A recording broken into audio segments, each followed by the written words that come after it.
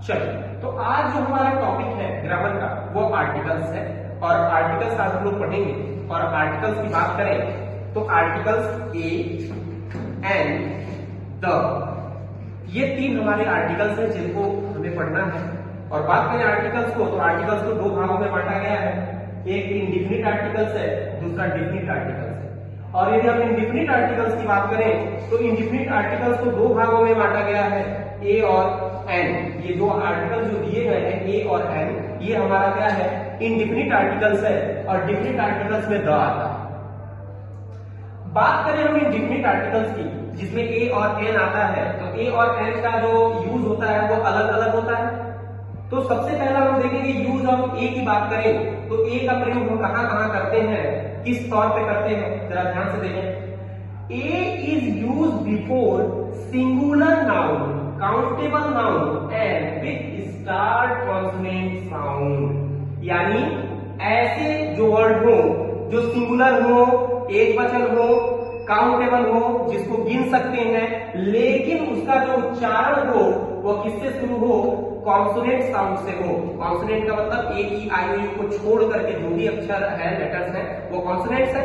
लेकिन कभी कभी ऐसे वॉवेल्स लेटर्स भी आते हैं जब उसका उच्चारण हम लोग करते हैं तो वो स्वर में आता है, और जो स्वर में आता है तो वहां पर हम लोग एन का प्रयोग करते हैं, ए का प्रयोग नहीं करते हैं। लेकिन यदि यू से है, जैसे कि मान लीजिए हम एग्जांपल ले लें, ये देखिए यहाँ पे जरा सी दिया गया है और सी हमारा क्या है, एक कॉन्सोनेंट है, तो यहाँ पे हमने ए का प्रयोग किया।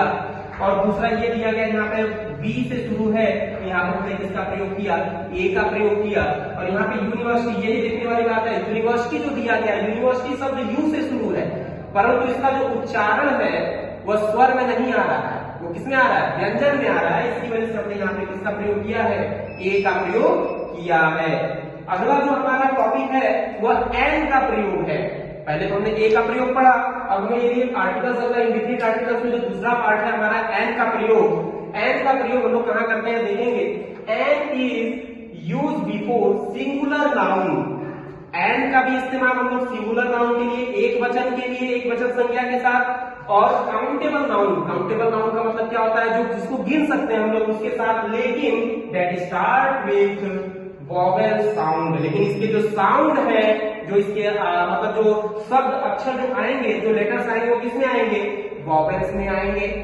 कभी कभी तो ऐसे लेटर्स आते हैं जो वॉवेल नहीं होते हैं, कॉन्सोनेंट होते हैं, लेकिन उसका जब उच्चारण करते हैं ना तो वो किसमें आता है, स्वर में आता है। और जब स्वर में आएगा तो वहां पे ए की जगह पे किसका प्रयोग करेंगे, एन का प्रयोग करेंगे। जरा देखेंगे एग्जांपल, ये दिया गया है एप्पल, तो एप्पल दिया गया है, वॉवेल से शुरू है, तो यहाँ पे हमने किसका प्रयोग किया है, एन का प्रयोग किया है। और यहाँ पे देखिए ओ से शुरू है, वॉवेल से शुरू है, तो हमने एन का प्रयोग किया है। यहाँ अम्ब्रेला लिखा है, यू से शुरू है, यहाँ पे एन का प्रयोग किया है। लेकिन यहाँ देखिए जैसे ये एन को हम हटाते हैं थोड़ी देर के लिए, ये जरा देखिए ध्यान से, ये लिखा है ऑनेस्ट मैन। इसको हम ऑनेस्ट नहीं पढ़ते, एच साइलेंट होता है, इसको पढ़ते हैं ऑनेस्ट।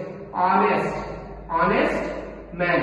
ये ऑनेस्ट मैन तो जो अ से शुरू है, ये अ जो है वो क्या है, स्वर है। क्या है, स्वर है। जब इसको पढ़ते समय, उच्चारण करते समय यदि अल्फाबेट लेटर हमारा कॉन्सोनेंट में आया हो और उसके बावजूद भी ये स्वर में आता हो, वहां पे किसका प्रयोग करेंगे, एन का प्रयोग करेंगे। तो इस तरीके से जो एन का प्रयोग हम लोग को वॉवेल साउंड आने चाहिए, यदि कॉन्सोनेंट साउंड भी आता है, लेकिन वो उसका उच्चारण करते समय स्वर में आता है, तो वहां हम लोग किसका प्रयोग करते हैं, एन का प्रयोग